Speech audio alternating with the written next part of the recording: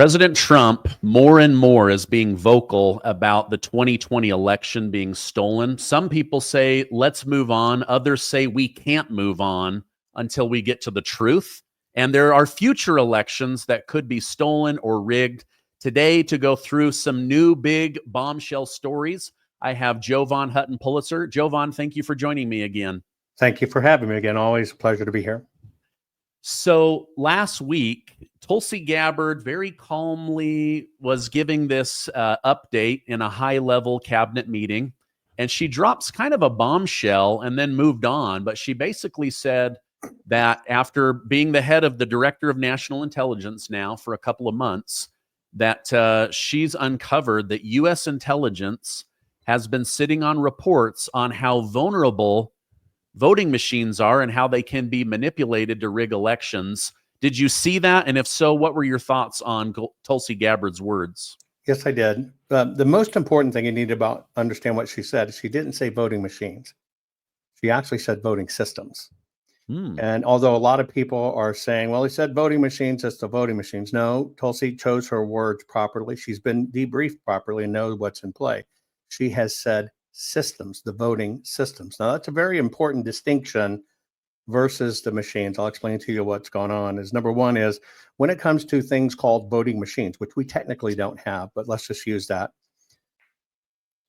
In the Election Assistance Commission, in the quote unquote approval of the actual machines that are used during the election, when it comes to access, use, and security, everything on those machines is 100% voluntary.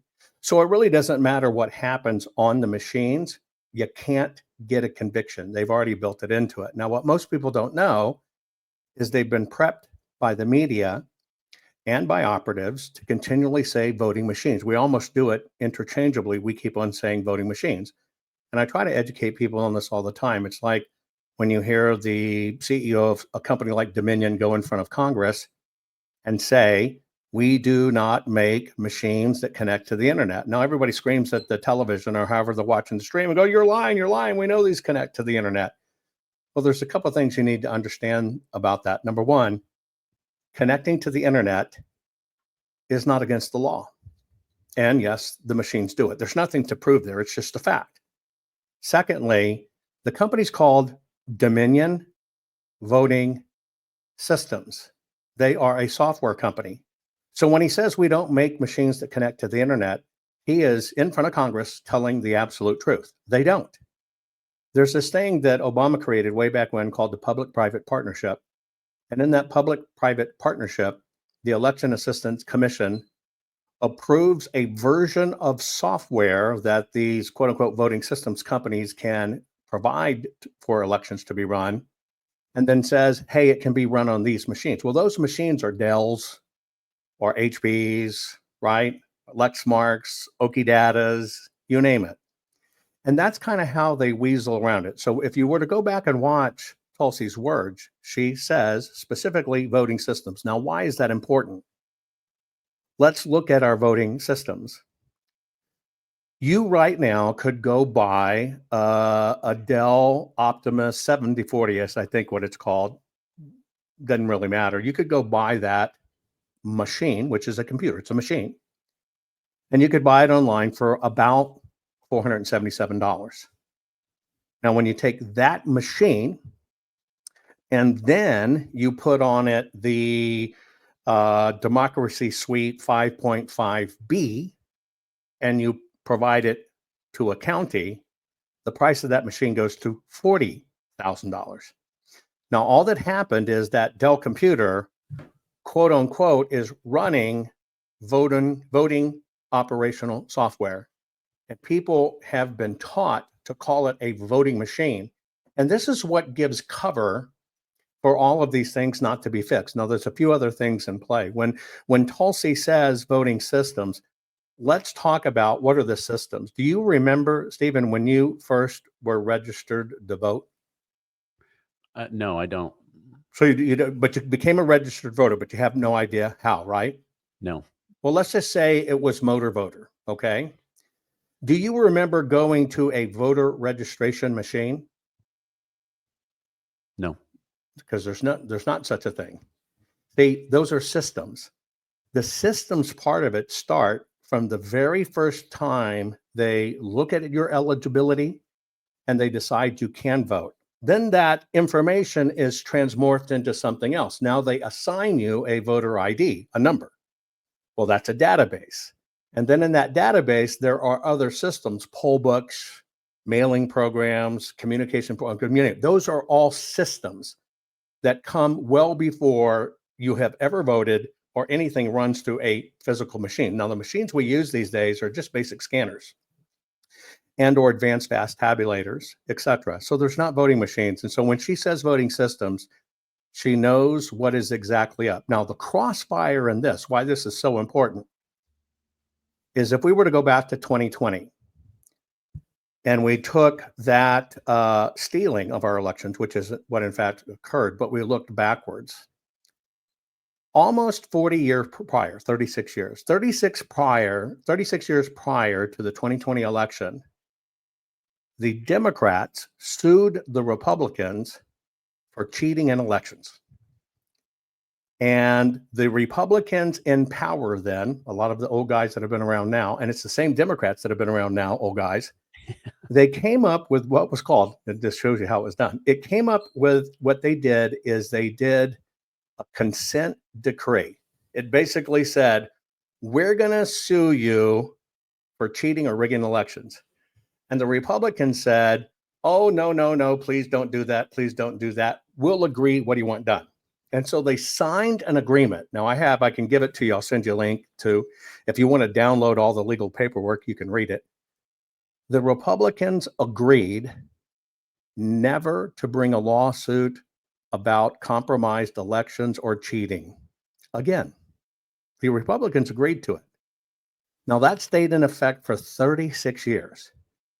There were always like these 2 to 5 year reviews, and they just kept it in agreement. The Republicans never told you they agreed to this, right? It's the secret that they don't want to talk about. So a whole generation of lawmakers, and in fact, if we call a lawmaker 5 years, look how many generations went past, 6 generations of people, were told you don't talk about election integrity, you don't talk about anything that's wrong, you don't dare say the elections are rigged or whatever. Now, the only reason they went out and it got expired is because just before the 2020 election, the judge who kept extending that order passed away. He was the only one that could extend it. So for the first time in history, we're out from under this GOP really ill-advised agreement.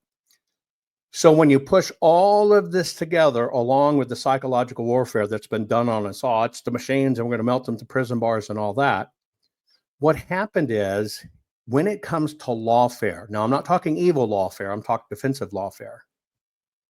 The Republican side of the equation never learned to use the lawfare effectively. So there was nobody in the Republican side which knew the ins and outs of elections. It just wasn't taught. So what I find very curious about every bit of this is when we got to the 2020 election, and the system had known this judge had died, so it wasn't going to be renewed. We then started getting these stories about, I was on an Antifa call and they said, don't worry, we've already got Trump taken care of. That started the machine talk. And then before we actually could get the audit results out in Arizona, we got another machine talk, PCAPs and everything else. So everybody started talking about the machines. You combine that with attorneys not knowing how to fight this, Republicans not knowing how to fight this, all of the lawsuits were filed in a way that invalidated them. And I'll give you one simple example. In elections, the only people that can claim fraud right off out of the gate is the Attorney General, the Secretary of State, and the governor. Now, people forget we have state elections that have a federal component, not federal elections that have a state component. And so at the state level, when somebody declares fraud, it automatically bumps it up to the Department of Justice, which is Merrick Garland. And so by just saying it was the machines and they changed the vote and it was fraud, it intentionally bumped it up to Merrick Garland, where they can say you don't have standing. Why can they say you don't have standing? Because you're not able to declare fraud They're going to kick it back to the state court, but people kept on doing the same thing, and it keeps on getting disqualified for that one word. And that's how they pulled that racket off. And that's why there was so much rhetoric about the machines, the machines, the machines. But it's also why I'm telling you, she did not say the voting machines. She said very clearly the voting systems. The system has now been educated enough to know how we have to fight this, what has to happen. I can tell you in front of the scenes and behind the scenes, everybody kind of now knows how it's done. It works in concert. And there is not a single voting machine that can change a vote. And I can prove it to you. Ready? Hocus pocus, I want our camera to go to the Brazilian soccer game. Well, it's not going to automatically change, right? So a camera, which is a machine, can't just do it willy-nilly. Now, we could accomplish it with software. If I had a software between you and I, and a person went, okay, boom, do that. Yeah, we could hijack the stream. It's the same battle that the Democrats used against us with guns. The gun killed somebody. No, they didn't. A person with bad programming pulled the trigger. When it comes to election and getting bad software in there, a person with bad software got it. Now, here's the catch. The Election Assistance Commission approves this version of a voting software, and they say it can be used with this machine. So when that contract is done, the state orders that version of software from the voting company, and they pick their machine they want to run it on, but they lease it for $40,000 versus buy it for $577. Now what happens is the only thing that has to happen is when that machine arrives, it needs to have that software on it. Once that arrives at the county, if the county or anyone else wants to put any other software on it, which they do, how do we manage our poll worker hours? How do we schedule people? How do we schedule our mailings? They all do it in the systems. All of those things have backdoor, and it can trigger a whole thing of suites, but none of that is illegal because it's not regulated. Tax season is officially here, and the IRS is turning up the heat. With the April 15th deadline fast approaching, now's the time to act. If you've fallen behind on filing or owe back taxes, delay will only make things worse. Every day you wait increases your risk and the consequences. With over 5,000 new tax liens filed every day and powerful enforcement tools like property seizure, bank levies, and wage garnishment at their disposal, the IRS is applying pressure at a level we've never seen before, driven by heightened administrative scrutiny. Now, don't make the mistake of facing the IRS alone. Tax Network USA is here to help you take control. Whether you have a tax issue that's $10,000 or $10 million, they can help. Their team of skilled attorneys and seasoned negotiators have resolved over $1 billion in tax debt thanks to their proven strategy. Now, your consultation is absolutely free. Don't wait for another letter or a surprise levy against you. Put a stop to the growing interest, penalties, and threats. Take back control of your finances. I want you to give them a call at 800-958-1000 or visit tnusa.com/Gardner. Again, April 15th, right around the corner. Beat the IRS and don't do it alone. Then you throw on it the illegal immigrants that have been voting. I want to go to this because you played a major role in the audit of the Arizona election. We have Scott Pressler, the man who helped deliver Pennsylvania for President Trump.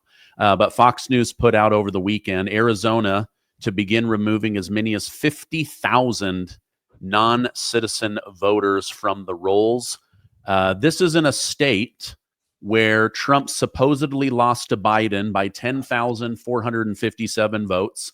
And then Trump dominated just 4 years later, 187,382 positive votes to win Arizona. What happens to Arizona when no illegal names are on the voter rolls?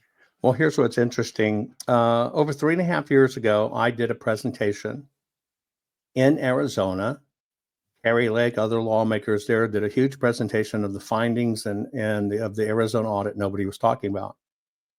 And I talked about one of the phenomenons that we discovered were in the United States of America, you can find 10,000 individuals using the same exact Social Security number.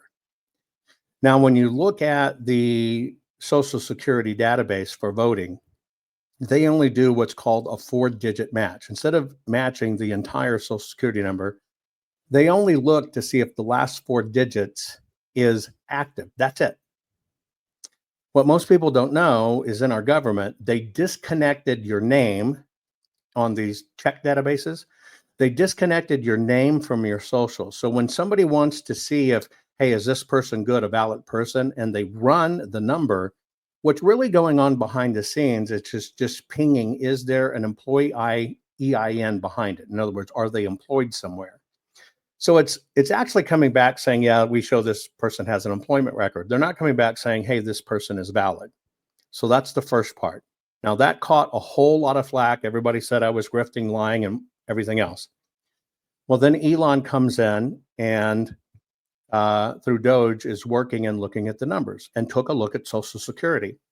That's where they found over 5 million people over the age of 114 in the United States of America. Of course, the left said that was ridiculous, blah, blah, blah. It's not right. Okay.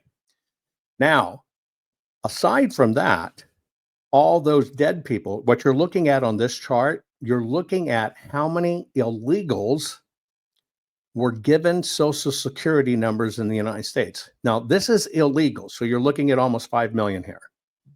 These are people that broke into our country. When ICE, quote unquote, detains them, they ask them one simple question. Why'd you come to America? And they say, well, I came here to work. Then they say, okay, do you promise to pay taxes? And of course, the person says, I do. So our government hands them a Social Security card. Now, most of these people don't file any taxes, but they hand them a Social Security card. Then they immediately tell the illegal, you got to go get an ID and a driver's license. So when they go to the driver's license bureau and the driver's license bureau says, I need to see some ID to verify who you are, what do they give them? A Social Security card that the government gave them. So the driver's license bureau assumes they're a citizen and then automatically adds them to motor voter. That's over 5 million people. It's over 8 now. That's over 5 million people actually that are illegals that got added to the motor voter rolls. Now that's how they do this hybrid, right? And even those people, they get their Social Security in the mail. They don't have to go in like any of us. They don't have to prove everything. Everybody just assumes they're citizens. Now, do I think illegals are technically voting and throwing our elections? No, I think it's more sinister than that. You'll have NGOs, a lot of them being churches, that will act as touch points for these illegals. I have seen places where there are over 30,000 illegals registered at a single house. Now, when it comes time to vote in those states like Arizona, specifically Maricopa County, 4th largest county in the United States, 2nd largest voting block, those ballots arrive because they do almost exclusively mail-in balloting. Well, magically, somehow all of those ballots disappear. It's not the illegals coming to pick them up. So this ballot packet arrives. All they do is crack the ballot, open it up, take out the ballot, vote it the way they want, put it back into the secure envelope, scribble a signature on it because they're not doing signature checking anyway. And that's what the mules take to the drop boxes. That's how the rig works. And so let's just look at hardcore numbers before this got exposed. When Elon did his numbers and he came up with 5 million people over 114 years old, you might have said, I asked Elon, I said, Elon, now we got to run it against, take those on Social Security that you now know are dead because they were older than the oldest person in the United States. And I've been saying this for 4 years. So they finally ran the numbers, got access, proved it 5 million. I said, now look at those 5 million specifically and now run them against the voter rolls and now run them against are they voting. They took a very small sample of those 5 million and the numbers are off the chart because not only are they getting checks, they're still voting and they're getting ballots. So that's what's been exposed. We don't know what the numbers really are yet. And that's what we have to get into. Now we'll jump to Maricopa, your question. Maricopa is really a unique animal because in Maricopa County, and even in the United States, it says you have to be an American citizen to vote. It's in our Constitution. You got to be a citizen to vote. Maricopa allows in their county and the votes a thing called a platinum ballot. It's a really rare ballot, kind of like your credit card. If you're at the top of the line, you're going to get a platinum card. Well, in Maricopa, they issue, because we know how to track this, they issue platinum ballots to people that are known to not be citizens of the United States. And they are not required to prove they're citizens. And it falls under this loophole in what's called UOCAVA. Don't expect anybody to understand it, but just it falls into this big loophole. And if you were to look at the 2020 election where President Trump supposedly lost by 10,517 votes, the UOCAVA ballots alone were almost twice that. So now can this thing be broken open? Now can we solve the debate about dead people are voting, that illegals are on the voter rolls, which everybody told me 4 years ago. I was crazy when I exposed it. Now we have the facts. So what happened in the president's executive order is that you have to be an American citizen. But the most important thing is that all the databases must be able to have interoperability. Heretofore, you could not get a list of illegals, where they came in, what was their supposed addresses, and what were the names they were using. That has all been withheld from investigators. We could never get it. Trump has now said, if you don't cooperate at the state level, because he can do it, then you are actually committing a crime. So now this can be cleaned up. Now in Arizona, 50,000, crap, it's not 15,000. It's about 6 times that in actuality. And so the system's going nuts, and they are, you watch what they fight for. They don't want to remove them. They don't want to take them off. It's not fair. It's not this. It's not that. In Maricopa County alone, out of 2.8 million voters on their voter rolls in total, I'm telling you that at minimum, 17% of them are people who are not citizens or here legally in the United States. This racket's been going on for a long time, but they're going to fight it and they're going to stay it. And here's how it's going to work. They've now made the declaration, and you got to understand this is how the total game works. By law, now they can do same-day voter registration. Most people have heard about that, right? You show up and I want to vote. Our government promises us we'll check out and make sure they're good, which I'm calling horse crap on. They don't. But they do allow same-day registration. But you got to understand how the laws work in elections. In elections, according to HAVA and other voting rules and Civil Rights Act, all this other stuff that were written long ago, you cannot remove any voter from the voting rolls 90 days prior to an election. Period. You can't do it. And so the game is now, they're playing a game right now. They're going to try to hold it up in court. And they're going to try to keep on punting the ball to get as close or into that window as possible. The county will say 2 things. The county will say, oh, we're too close to election. We don't have time to investigate these. You got to wait. And they will push the date out to after the election, or they will successfully get to at or in that 90-day window, and then they can't remove them anyway. So the lawfare wrangling you're seeing going on right now is that shell game to keep them on so they can continue modifying the outcomes to Maricopa, which is the cartel gateway. Maricopa is an interesting one because it has a lot of factions in Maricopa. And the factions all believe they're right, whether they're right or not. And then there's also illegal factions, right? You got McCainites that will just do anything to make sure Trump's embarrassed. And then you got the mafia, and you got the cartels, and you got the human traffickers, you got the drug traffickers, you got all this other stuff. And so it is the melting pot of corruption. And so they're all playing this game to not have anything removed. And even if it gets very close, they're going to print the ballots in advance anyway and say, well, we can't pull them back. And they're an 80% mail-in community. That's how the racket works. Wow. Over the weekend, Trump's top advisor, Stephen Miller, told Sean Hannity, the only reason you would be against it if you wanted illegals to vote in incredibly large numbers. Every other country in the world of any note requires an ID to vote. He was responding to the SAVE Act that Congress just passed.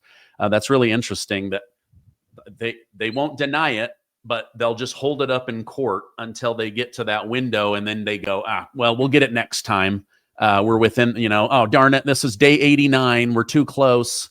We'll get it next time, and then they'll come up with some reason to hold it up in court again. Well, it's even more nefarious than that. Look, I've been known to even call out President Trump, even though I back President Trump. And when President Trump started saying the GOP banked the ballots, I said, no, that's still early voting and mail-in voting. Let me talk about the SAVE Act real quick. Right now, across the United States, where they require voter ID, see, they rely on the public in a lot of these words to fill in what you think ID is. And so when you hear you got to have a valid ID, you're thinking driver's license. That's not what it means. If you look at a lot of these states, Arizona included, a valid ID, yes, it can be a driver's license, it can be a passport, but it can also be a library card, a student ID from a college or community college or work program, etc. Now, they say you got to have 2 forms of ID. Now, let's just run this one out.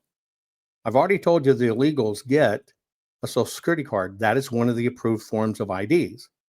They bring these people in, the NGOs take these illegals, and I almost said immigrants or migrants because they work on our brains, right? These are illegals breaking into our country. Yep. And one of the first things they do is they're going to give them free education so they can learn English as a language. Well, what happens? They drop them into a community college program. What does the college give them? An ID. So they can say they got another form of ID. Now you have an illegal that has 2 forms of ID, and you only have to have 2 forms of ID. And one, it can be that student ID, and the second can be the social. For even the SAVE Act to work. And remember, this is about fighting for the country. I just don't take the glad handing. We also have to define what that ID is and what will be accepted. You can even have IDs which be your power bill or a library card or your cable bill. That's not ID. And these people do have mobile bills and cable bills and library cards, etc. So I think we have to get to a standardized ID. I'm not talking real ID, but with the stroke of a pen, we could literally on our driver's license note something that says you're good to go to vote. Doesn't have to say you've lost your voting rights because you're a criminal. It doesn't have to say you can't vote because you're an illegal. It just says vote approved. We could do that and we could enforce that. Just nobody's doing it. Okay. Oh, gosh. All right. We've talked about the racket that the Democrats use to win elections. What about the fundraising? We've got all this information coming out about ActBlue. When you donate to Black Lives Matter, it goes through ActBlue. When you donate to the fires in California, through Gavin Newsom, Senator Elizabeth Warren, Senator Mark Kelly, and others, it went through ActBlue. James O'Keefe and others have completely exposed going door to door, knocking on people's houses, asking them, did you donate $18,000? Did you donate $50,000? And they don't know it. This is identity theft. This is money laundering. A lot of them, when they trace it back, it's foreign credit cards. Now you have Congresswoman Jasmine Crockett of Texas under investigation for taking $800,000 from ActBlue. And they're saying one person donated over 50 times. They're going to dig in. Your thoughts on ActBlue? Again, it goes back to having standards versus platitudes. Let me go back to Bill's spill on Monica's dress. Way back then, in my talk radio days, I released the Star Report, digitized it, and released it for the public so you could download it.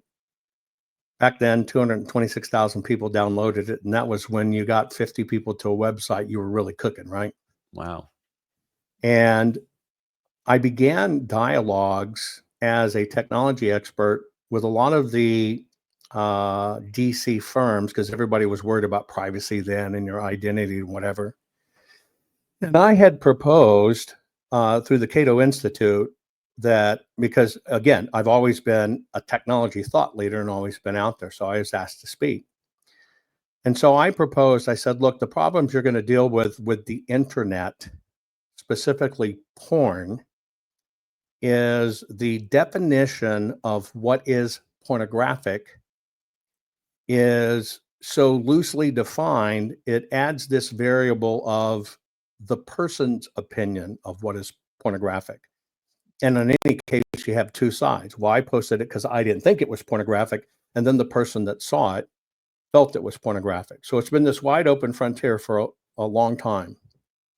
So I proposed back then, okay, we have .com.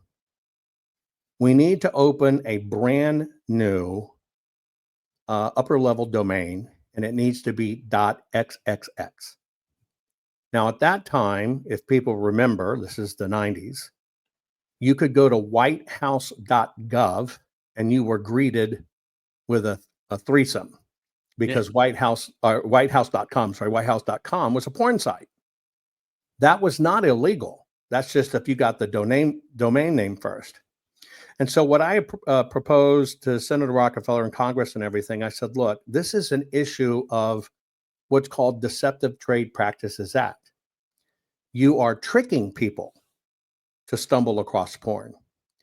And by tricking them, you are showing your intent is to trick people to get there. So I asked for a very simple law called the disclosure law, that when a website is going to have porn, that it must carry the .xxx domain. So instead of whitehouse.com and you see porn, it would have to be whitehouse.xxx for two reasons. Number one, it's about disclosure. When somebody's typing it in, they know they're going to porn. They're going to get porn. The person behind it is posting porn. They know porn's there. But what it did at the highest levels is, if a parent was trying to protect their kid, because it was all about children then, we weren't cutting off weenies and saying they were girls, right? The parent could have a simple piece of software on the home computer that just totally blocked .xxx. It could never get through. And so I'm telling Congress, the law should be that if you fail to disclose that it is porn,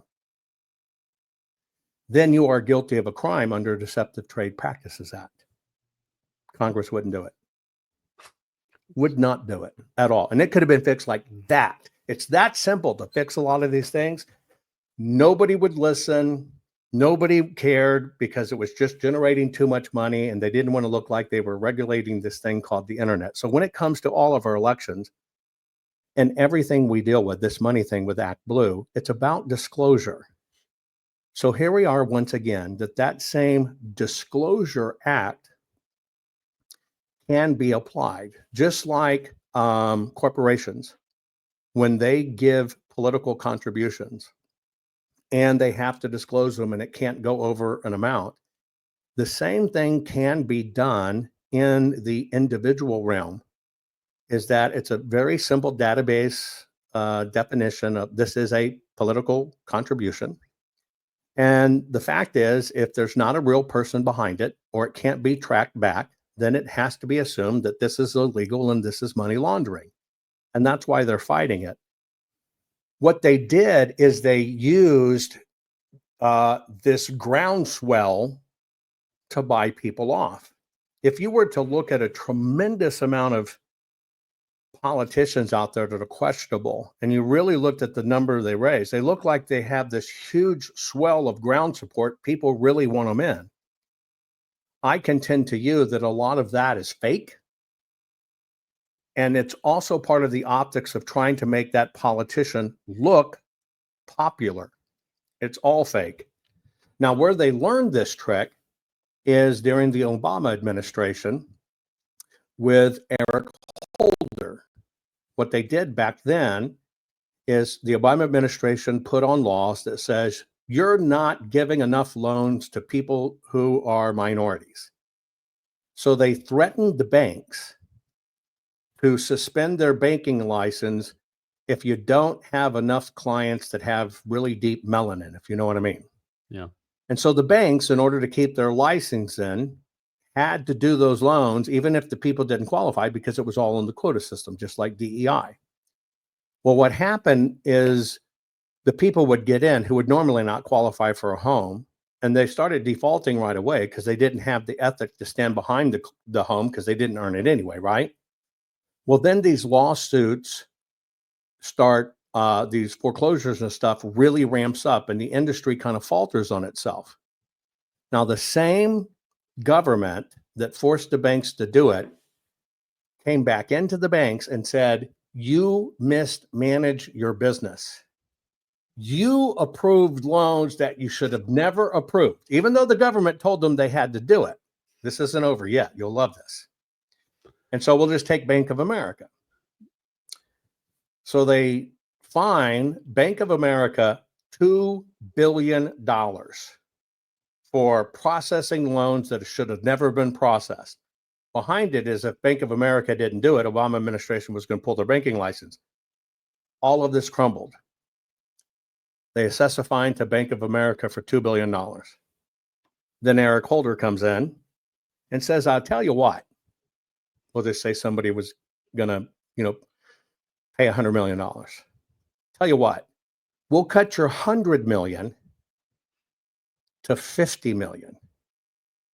If, as terms of payment, we'll give you a $1 credit for every $1 you actually do, if that $50 million you pay is sent over here to Acorn or sent over here to the Black Lives Matter at a time. None of that went to the government as punitive damages like you normally get.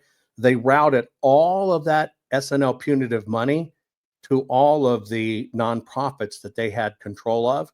And so in billions of dollars of lawsuit, of course, the financial institution, let's see, I'm going to pay $2 billion for real, or I'll just do $1 billion. You'll give me credit for $1 billion. Of course, they're going to do it, right? That's how they propped up the 501(c)(3)s that brought to us the Black Lives Matter, the ActBlue, ever. They massive laundered a massive amount of money from a punitive side. That primed the pump, and then it became normal operating procedure where they perfected it. And along with what's called microtransactions, because most people, Russians or Chinese steal all the time, billions, stealing nickels, dimes, and quarters all the time. They just took that, perfected it, used a lot of the phony shill stuffs. People never see it. It's in and out, in and out. It really didn't affect, let's say, your PayPal account or whatever, because they did put the $15 in. You never saw it. They took it right back out as a donation. And that's how they laundered money to all of this.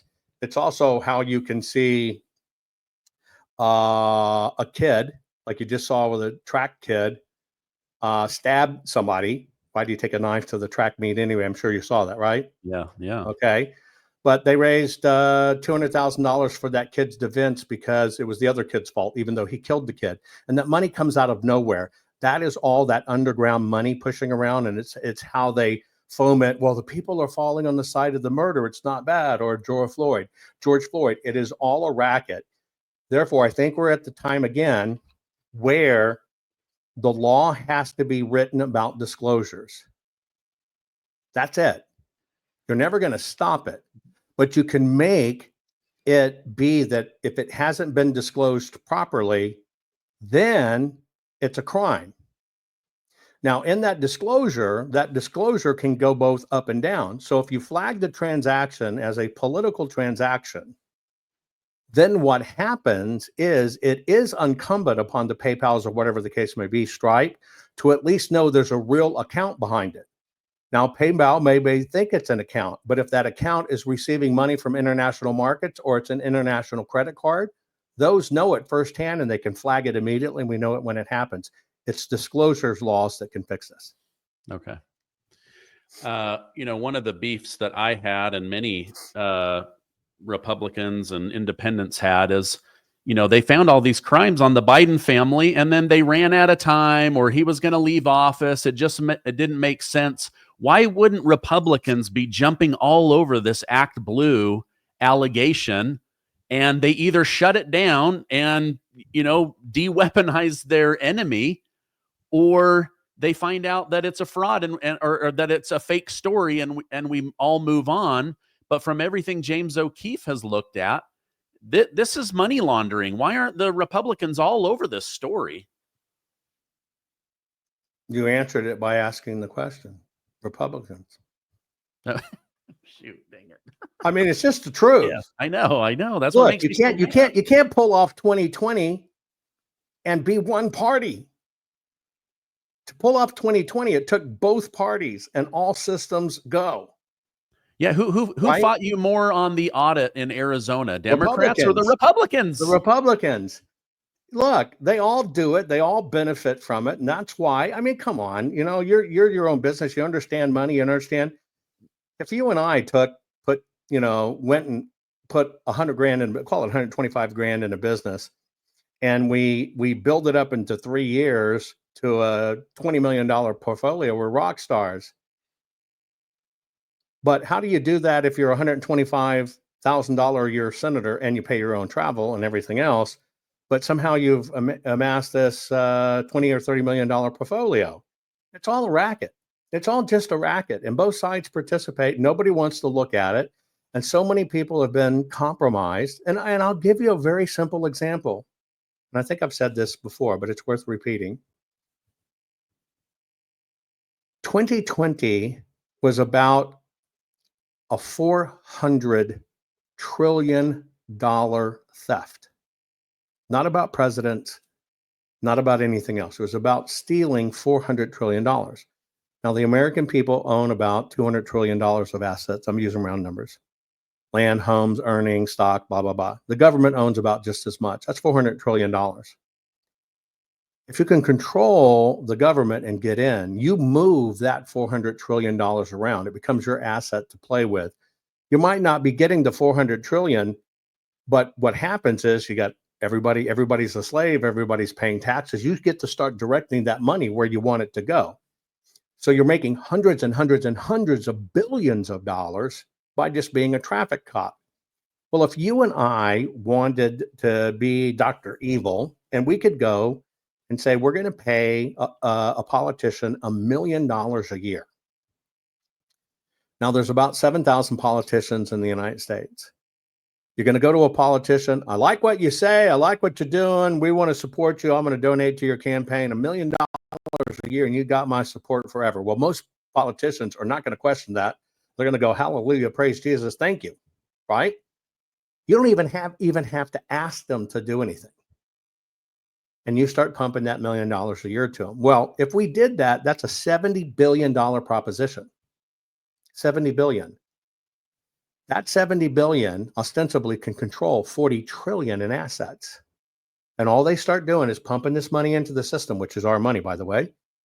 And they start getting these guys hooked on money and staying in office. And, you can trade stocks when other people will go to jail for it. And they get them hooked on the money graft.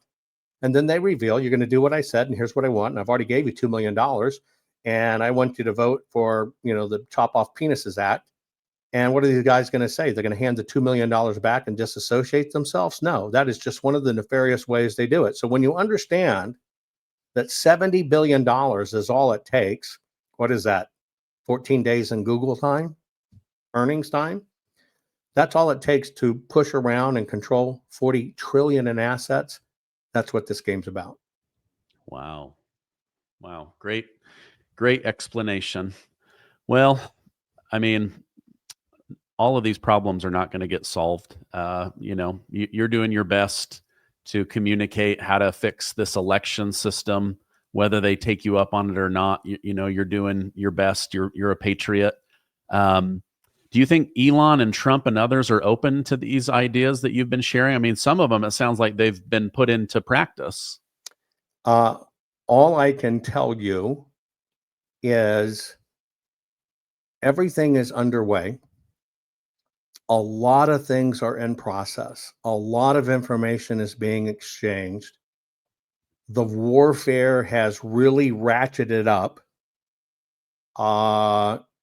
And the system's playing for keeps. And I'll give you a prime example. All the old arguments about me have ratcheted up. Now they know by confirmation of President Trump and Tulsi and stuff, the 2020 stuff's going to come into play. Everybody thought that was done. It's not. It's the most valuable evidence in the world. It's going to come back into play. But I'll give you an example of how wicked this game is. This morning, 6 women went into space. You saw that, right? Yes. Okay. So Jeff Bezos's company sent 6 women, true women, into space.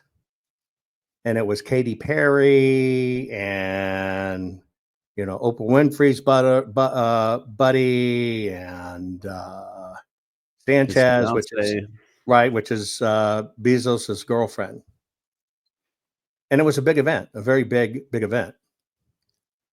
Now, when you look at the choice of women, they were all very hardcore leftists, all outspoken women about that our democracy is being stolen, et cetera, et cetera, et cetera.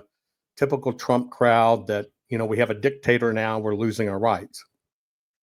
When you watch that take off today, which was a very big event, and good thing that they pulled it off and they got back. But what they did is they shot the women up to the edge of space. They send them up. They get right to the edge of the curvature of space. The module disengages, and they kind of hang there for a minute and motionless, and they get to see all around. It was only 11-minute round trip, and then it free falls to Earth and touches down with parachutes. But when you look at it, and you look at that, all of them were activists, and you look at on the launch pad were the Kardashians and all these other people, and they're talking about Team Blue, Team Blue, Team Blue, Team Blue. It's the world. I see the whole world. We're in this together. This is a win for the world. That all of our countries, we're only really just one. We're together in Team Blue. And now that you start listening to their terminology, and realize that every one of these women are going to be on every newscast around the world, radio broadcast. And because they rode in a seat that in space-time, right, was suspended for about 3.5 minutes, and they're compared to the Russian female astronaut in the 60s that at 26 years old was shot into space, orbited the planet 48 times. But they're now giving these women the qualification. Katy Perry is now an astronaut. They're going to be all over the news, but they're going to be talking about, I could see the world. We're all this together. We have to all pitch together. We got to be one world. Team Blue, Team Blue, Team Blue, Team Blue. That's all psychological warfare. That's orchestrated psychological warfare that comes exactly at the time that the Democrat Party is trending the least in popularity it ever has since the beginning of time. And when you realize we've lost faith in our newscasters and we've lost faith in our pop stars, because you find out Sean Penn got paid $10 million to go weep with Zelensky, and you find it's all a con. What did they do? They took those very people, put them on a rocket, held them up as doing some incredible feat, and now they're going to go around talking about this one world thing. We all got to do it together, Team Blue, Team Blue, Team Blue. And it's going to be billions of dollars of exposure. And I see that the Democrats have done that as a distraction, trying to get off what's bad and trying to make Team Blue look good. This is the non-stop warfare we're under. It doesn't help to think that this is going to be worked out with politicians. It's not. It's going to be worked out with you as an American. Can you see it for what it is? Can you look at an advocate who's telling you bank your ballot and running around and do this, but then behind the scenes you realize they got paid $6 million to say that? Well, how do you justify? Are they really an advocate at grassroots, or did the system pay them to do it? See, there's just all these questions coming up, and tremendous amount of psychological warfare going on. We're all trapped in the middle. So I think the only thing we can do to get out of this and to see our end to it is we tend to take our own values, what we would do, what we would think, what we think is ID, and we lay it over other people, assuming they think the same way. And predominantly they don't. And so I ask people to inspect what they expect. And just as hard as you're scrutinizing the left, are you scrutinizing the right just as hard? When somebody says, we have proof of the election and it was stolen, we're going to show you every county and every state, and it's been 4 years and there has been no proof, and you're just supposed to conveniently forget it, aren't you like giving even the right the same pass, the con that the left did? And so I think it's time for all of us to upgrade our standards and think about our families. I don't want anybody in my life I can't audit. I don't want anybody in my life that isn't what they exactly say they're going to be. I don't want somebody in the left telling me we're here to make the state or the city or the county or world a great place, and I don't want the right doing it. But then when you find out they don't do anything, but they got paid $140 million to do it. I don't like where we have the Mitch McConnells of the world that supposedly got $140 million out of USAID. This has to stop. But the only way it's going to stop is when you adopt the standard for truth that you expect. One thing is to expect it, but you have to live what you expect. And it doesn't matter if it's the left or the right. If you start literally listening to people and measuring them, can they perform? Are they delivering? Are they what I can audit and see and touch to their results? And don't give anybody a pass unless they can pass your own muster. You shouldn't do it with the people you follow, and you shouldn't do it with the politicians and or celebrities just because you like them and they seem nice. We need to raise our standards. All right. Jovan, you're a national treasure. I love having you come on the show. Thank you, I love filtering all this information through your brilliant mind. Thank you so much for coming on. If people want to follow you online, where can I push them? I'm on Rumble. It's just rumble.com/Jovan, Jovan, Hutton, Hutton, Pulitzer, Pulitzer. And on Twitter, because they've canceled my account a few times, it's just Jovan H. Pulitzer. Twitter and Rumble, I'm very active on. I'm out there every day, and I'm very reachable. And folks, this is a war, and we're all in it together. I'm fighting for my country. I'll do what I can. I will never give up, but it takes every one of us. Okay. Yes, it does. Amen to that. I will put those direct links down below. Thank you so much. I hope you have a great rest of your day. Thank you, sir. Take care.